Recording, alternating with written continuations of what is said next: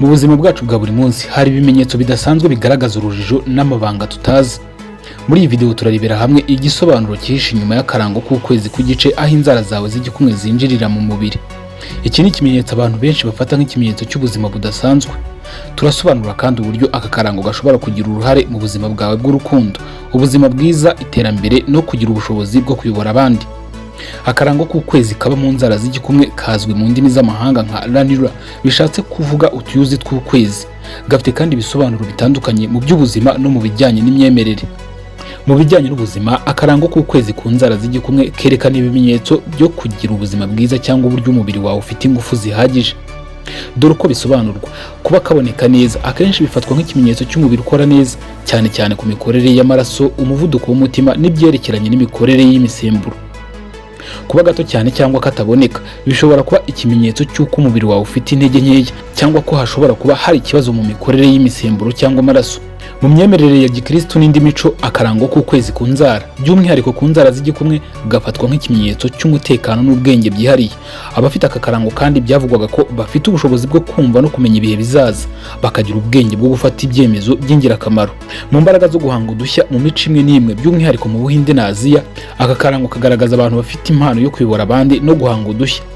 Mu buryo bw'ubuhanga bwihariye, mu myemerere y'umwuka, aka karango k'ukwezi kaba ku nzara z'igikumwe gafatwa nk'ikimenyetso cy'imbaraga zihariye z'umwuka, gishobora kugaragaza ko ufite ubushobozi bwo kumva cyangwa kwakira ibimenyetso bivuye mu buzima bw'umwuka. Kerekana kandi ubushobozi bwo kugira intumbero yo kwigaragaza mu buzima no gufasha abandi mu buryo bw'ubushobozi n'ibitekerezo. Icyitonderwa: nubwo aya makuru ajyanye n'imyemerere n'ubuzima ashimishije, ntabwo akarango k'ukwezi kaba mu nzara ari ikimenyetso cyihariye cy'uburwayi cyangwa ubushobozi bwihariye. Ni ingenzi kwita ku buzima bwawe rusange no kugisha inama inzobere mu gihe hari ikibazo gikomeye kiboneka ku nzara cyangwa mu mubiri wawe. Ku bijyanye n'akarango k'umwezi w'igice ku nzara z'ibikumwe by'ibiganza, gahagarariye ubushobozi bwo kugirana ubusabane n'iby'ikirenga ndetse no kugira ku bumenyi bwihariye abandi benshi batigeze barota. Ariko si ibi bivuze iki ku buzima busanzwe? Byaba bivuze ko ufite ubushobozi bwo kumva ibihishwa abandi batabasha kubona? Wenda wigeze wumva ibi mbere. N'ibindi bisa n'ibi byose, mbahaye ikaze kuri The Bros Entertainment. Reka noneho tugane ku rugendo rwo kwimenya no kumenya ubushobozi, aho tureba uko wakoresha impano wahawe n'aka karango kadasanzwe. Tekereza gato ureba intoki zawe. Izo ntoki zakoze byinshi, zatanze inzozi, zihangana n'ingorane ndetse zubaka amateka yawe. Kuri izo ntoki hari akarango kadasanzwe kaboneka bigoranye ku maso y'abantu badafite ubushishozi. Gusa nanone si buri bantu bose bagira aka karango, ariko gafite imbaraga zikomeye. Aka ni akarango k'umwezi w'igice ahagana aho inzara zawe z'igikumwe zitereye. Si umurongo usanzwe cyangwa ikimenyetso cyoroshye, ni ikimenyetso cy'uko ufite ejo hazaza hadasanzwe. Uyu munsi turajyana mu rugendo rwo gusobanukirwa iby'aka karango kavanze n'ubuzima bwawe. Umwezi wabaye ikimenyetso cy'akataraboneka gihisha amayobera n'ibitangaza kuva kera. Nk'uko umwezi ugira uruhare ku mazi yo mu nyanja ndetse ukerekana ibihe bitandukanye, aka karango gato ku musozo w'inzara zawe z'ibikumwe ku biganza ni idirishya rigaragaza ubushobozi bwawe budashira. Abantu b'ingeri zose ku isi kuva mu bihe bya kera bagiye bariba ku ijuru nijoro bashaka ibisubizo. Wenda uribaza ukuntu akarango gashobora kugira igisobanuro gikomeye. Impamvu nuko mu mateka y'abantu ibimenyetso byabaye ingirakamaro cyane, bigize ikiraro hagati y'ibigaragara n'ibitagaragara ndetse n'ibifatika n'iby'umwuka. Urugero: wigeze kugira amarangamutima y'ikintu cyiza cyangwa ikibi kikaba ukuri, cyangwa se kumva amarangamutima y'abandi neza cyane. Aka karango ni igitinyiro cy'icyerekezo imbere yawe, kikakwereka inzira yo guhangana n'ingorane ndetse kikanaguha ubushobozi bwo kubona amahirwe abandi batabona. Tugiye noneho gusobanura uburyo aka karango gashobora kugira uruhare mu mibereho yawe, kuva mu buzima bwiza bw'urukundo kugera ku iterambere no kuyobora. Duhereye ku ruhare ku buzima bwawe, tekereza umubiri wawe nk'ikarita ifite inzira zerekeza ku buzima bwuzuye cyangwa ku ngorane. Akarango k'umwezi ni urumuri rwerekana inzira nziza y'ubuzima. Abafite aka karango bakunze kugira ubushobozi budasanzwe bwo kwihanganira ibihe bikomeye no kugarura ubuzima bwiza nyuma y'ibihe bigoye. Ni abantu bashobora kandi gukomeza kugira ubuzima bwiza nubwo baba bafite ibibazo byinshi mu buzima. Uruhare rw'aka karango mu rukundo: abantu bafite aka karango bafite ubushobozi bwihariye bwo guhuza amarangamutima ku rwego rwimbitse. Bashobora kandi kubona ukuri kw'abantu kurenza ibigaragara, bakagera ku nkingi z'ukuri kwabo. Ibi bituma baba abanyakuri mu rukundo, inshuti z'ukuri ndetse n'abakunzi b'amarangamutima. Urebye ni roho z'imyaka myinshi zitanga urumuri mu buzima bwabo bakunda. Noneho iterambere ry'amafaranga kuri aka karango. Mu bijyanye n'ubukungu, aka karango gahwanye no kugira urufunguzo rw'ibanga rufungura amarembo y'amahirwe yo gutera imbere.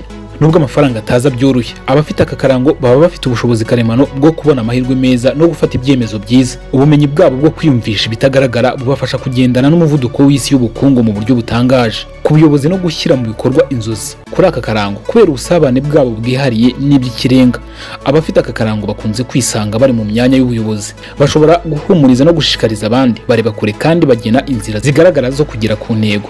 Ni abahanga mu guhanga ibishya, bareba ejo hazaza kandi bagashyira mu bikorwa inzozi zabo. Turebye mu buryo bwo gukoresha izi mpano zidasanzwe, intambwe ya mbere ni ukwemera ko aka karango ari igice cy'ingenzi cy'ubuzima bwawe.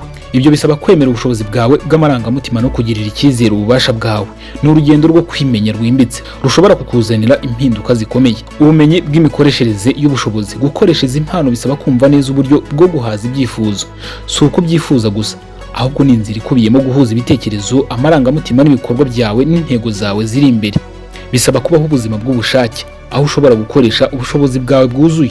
Turebye ku gusabana n'umuvuduko w'isi, abafite aka karango bafite ubushobozi bwo kumva neza ingufu ziri mu bidukikije, bityo bakamenya igihe cyiza cyo gutangira umushinga cyangwa kureka ibintu ngo babanze kwitekerezaho.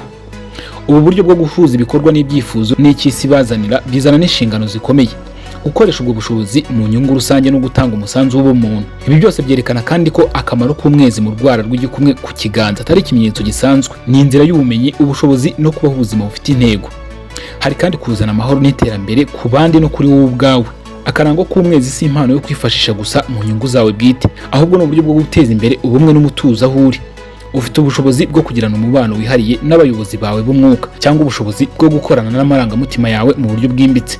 Mu mico myinshi abantu bemera ko dufite abayobozi b'umwuka badufasha mu nzira y'ubuzima. Ufite aka karango ushobora kwakira ubutumwa n'ibimenyetso bituruka kuri aba bayobozi mu buryo bwihariye, bikagufasha cyane mu bihe bikomeye cyangwa igihe uhanganye n'ibyemezo bigoye. Guhuza abantu no gukemura amakimbirane. Abafite aka karango bafite impano idasanzwe yo gukemura amakimbirane no kuzana amahoro.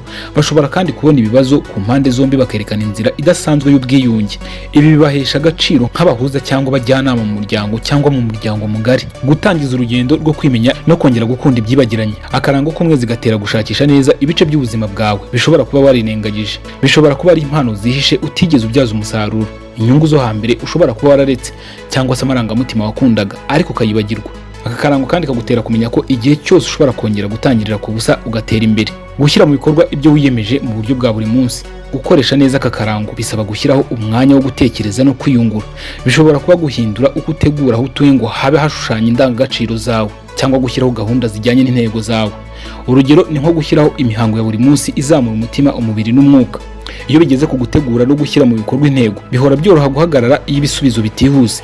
Ariko akarango k'umwezi katwibutsa kudacika intege, gushyiraho ibikorwa bya buri munsi bihuriza hamwe ibyo utekereza n'ibyo ukora.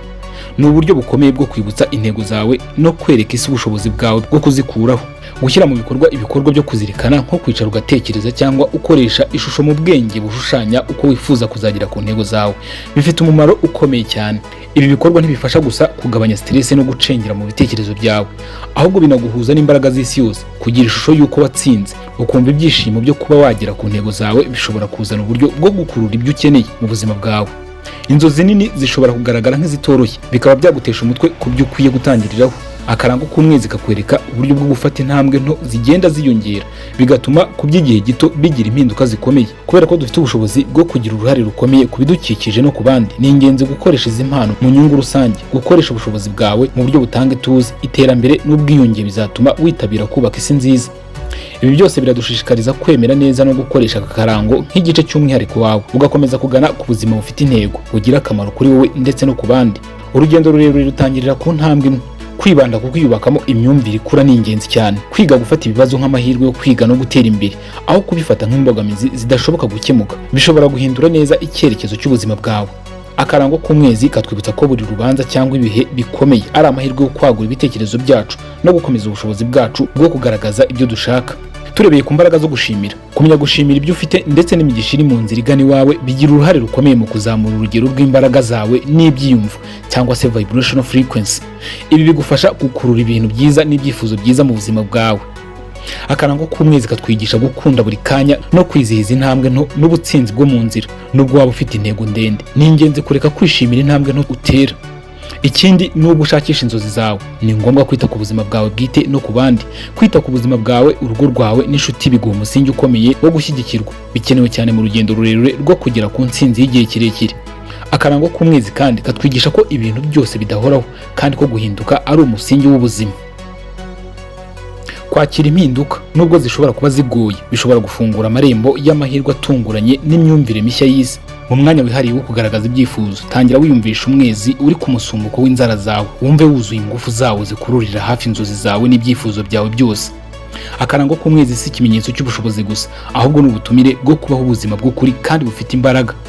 Noneho rero wowe ufite uku kwezi, funga amaso wiyumvisha umucyo w'umwezi kuri wowe ko uri mu rufatiro rw'amahoro, urumuri n'imbaraga z'ubuhanga. Uyu mwanya uzagufasha kugera ku buzima bwuzuye.